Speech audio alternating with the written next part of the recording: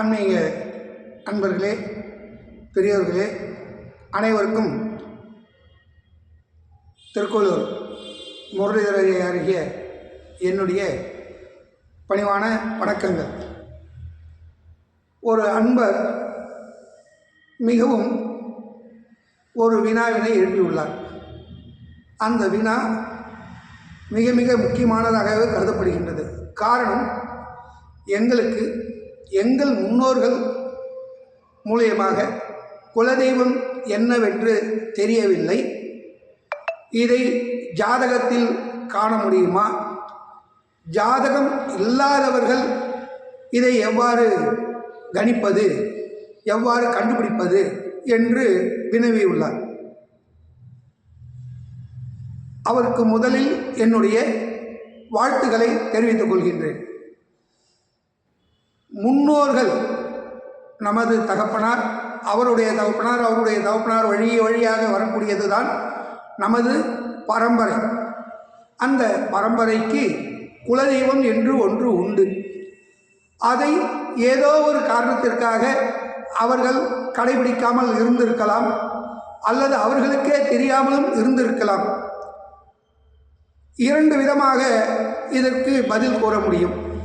முதலில், ஜாதகம் இருந்தால், தனி மனிதனுடைய ஜாதகம் இருந்தால், அந்த வீட்டினுடைய மூத்த தலைமகனுடைய ஜனன ஜாதகத்தில் ஜனன லக்னத்திற்கு 5ஆம் வீடு என்று சொல்லக்கூடிய பூர்வ புண்ணிய ஸ்தானத்தினுடைய அதிபதி, அதில் அமர்ந்திருக்கக்கூடிய கிரகங்கள், இதன் அடிப்படையில் அந்த ராசி ஆண் ராசியா பெண் ராசியா என்ற அடிப்படையில் குலதெய்வத்தை கணித்து கூற முடியும். இது ஒரு விதம். ஜாதகமே இல்லாதவர்களுக்கு கண்டுபிடிக்க இயலவில்லை என்ற குறையே தேவையில்லை. நீங்கள் அனுதினமும் சுவாமி முன்பாக எங்களை வாழ வைக்கக்கூடிய தெய்வங்களாகிய இஷ்ட தேவதை, குலதேவதை, கிராம தேவதை, எல்ல தேவதை, கிரக தேவதை, மம குலதேவதா பரிபூர்ண அனுக்கிரக சித்திரஸ்து, எங்களுக்கு குலதெய்வம் தெரியாத காரணத்தினால் மானசீகமாக குலதெய்வத்தை வேண்டுகின்றோம் என்று கூறலாம். இவ்வாறு கூறி அனுதினமும் நீங்கள் சுவாமி முன்பாக மானசீகமாக பிரார்த்தனை செய்து கொண்டு வந்தாலே உங்களுடைய குலதெய்வம் உங்களுக்கு அனுக்கிரகம் செய்யும். தெரியாமல் இருப்பதுதான் இறையினுடைய சக்தி.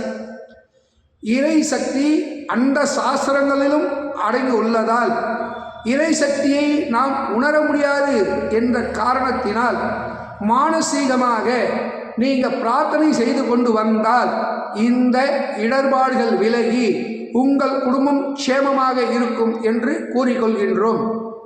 சர்வே ஜன சுகினோ பவந்து, க்ஷமஸ்டீரிய வீரிய விஜய தைரிய ஆயுர் ஆரோக்கிய ஐஸ்வர்யானாம் குலதேவத பரிபூர்ண அனுக்கிரக சித்திரஸ்து. நன்றி. இந்த பதிவினை உங்களுக்கு விருப்பம் இருந்தால் லைக் கொடுக்கலாம், மற்றவர்களுக்கும் பகிரலாம்.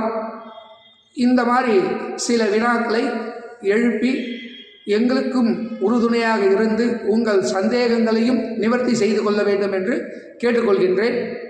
நமஸ்காரம்.